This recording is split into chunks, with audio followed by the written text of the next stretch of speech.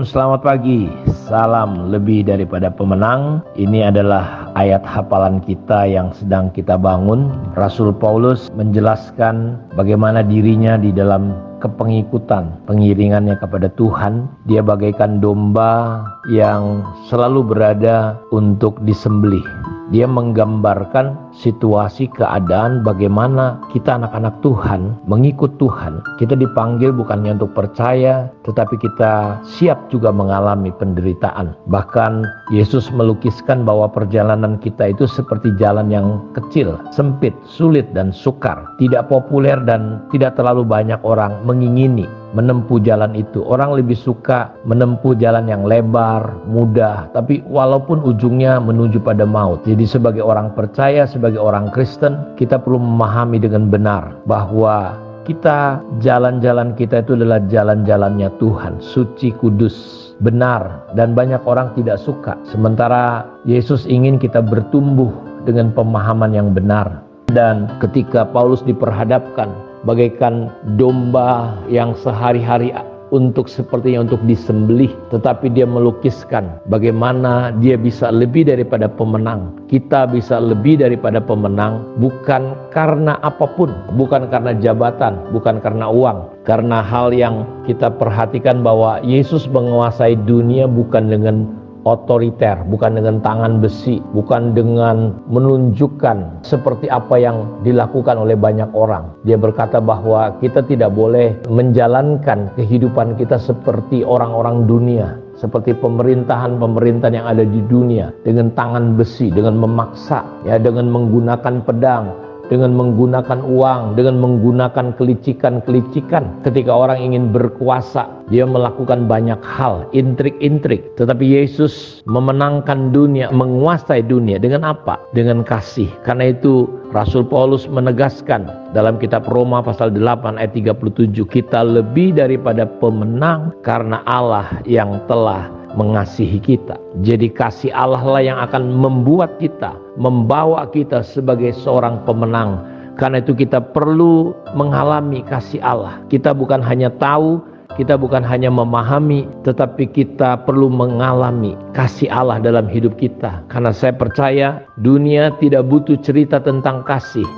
Dunia tidak membutuhkan hanya sekedar khotbah yang hebat dan luar biasa, tapi dunia membutuhkan yang namanya kasih Allah. Sementara Alkitab berkata, Yesus bernubuat bahwa kasih kebanyakan orang akan menjadi dingin, menjadi tawar. Dosa akhir zaman salah satunya adalah manusia mencintai dirinya sendiri. Karena itu iblis memakai dunia, memakai situasi, kondisi untuk menggerus supaya kita kehilangan, kita mengalami yang namanya kedinginan, kita mengalami minus kasih. Sementara dunia membutuhkan kasih. Ketika orang melihat kasih Allah, ketika orang merasakan kasih Allah, disitulah hidupnya berubah. Perempuan pelacur yang ketangkap basah itu seperti saya katakan kemarin, hidupnya berubah ketika dia untuk pertama kali mengalami kasih Allah. Karena itu sebagai gereja, sebagai orang-orang percaya, keluarga Kristen, kita perlu saling mengasihi. Yesus berkata bahwa aku memberikan perintah baru kepadamu, supaya kamu saling mengasihi, sehingga dunia tahu bahwa kamu adalah murid-muridku. Jadi dunia akan tahu bukan karena khotbah tentang kasih, tapi dunia akan tahu ketika kita orang-orang percaya saling mengasihi. Karena itu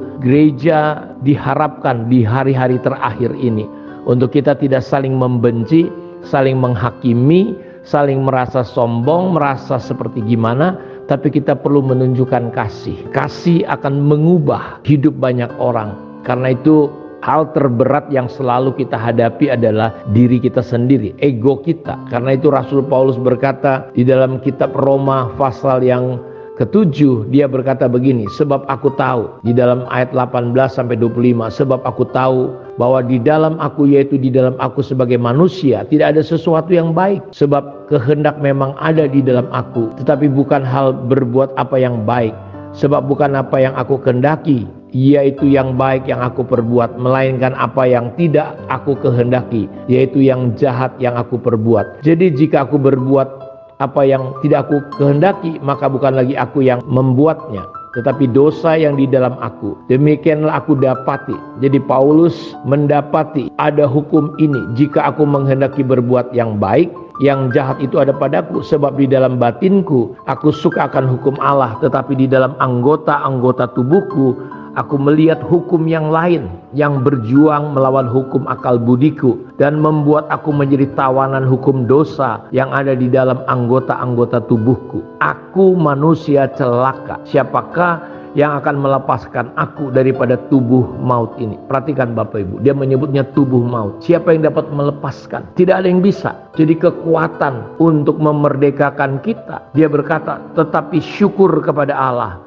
oleh Yesus Kristus Tuhan kita. Karena itu kita bisa lebih daripada pemenang ketika pikiran kita dipersenjatai, dipenuhi dengan pemahaman tentang kasih Allah. Karena itu saya tidak bosan-bosannya beberapa hari ini ke depan kita akan terus belajar, merenungkan, sehingga salib kasih Allah yang nyata itu akan begitu nyata dalam hidup kita. Dia menjadi sebuah kekuatan Allah. Tidak ada yang bisa mengalahkan kasih. Karena itu percayalah hai bapak-bapak, kasihilah istrimu. Istri-istri kasihilah suamimu. Anak-anak muda kasihilah orang tuamu. Orang tua kasihilah anak-anakmu. Ya, kita perlu mengasihi. Kasih akan melumerkan, kasih akan mengalahkan, kasih akan melumatkan yang namanya hal-hal kedagingan dalam hidup kita. Ada hukum yang lain dalam diri kita, hukum dosa. Tapi saya percaya ketika Bapak Ibu kita bisa hidup di dalam kasih, kita akan lihat kemenangan demi kemenangan atas diri kita. Dan itu yang Yesus lakukan. Dia mengalami kemenangan hanya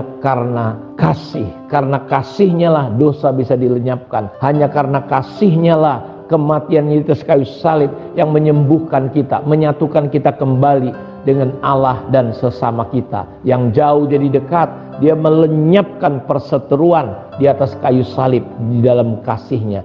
Dia menghancurkan semua perbuatan-perbuatan iblis, dosa dan dunia ini. Karena itu saya berdoa kiranya Tuhan memberi kemenangan karena kasihnya dalam hidup kita. Mari kita tunduk kepala, kita berdoa. Bapa, terima kasih, berkati semua anak-anakmu dimanapun mereka berada. Kasih Tuhan tidak akan pernah kalah. Biarlah kami mengalami Tuhan, kasih-Mu menyentuh kehidupan kami. Di dalam nama Yesus kami berdoa.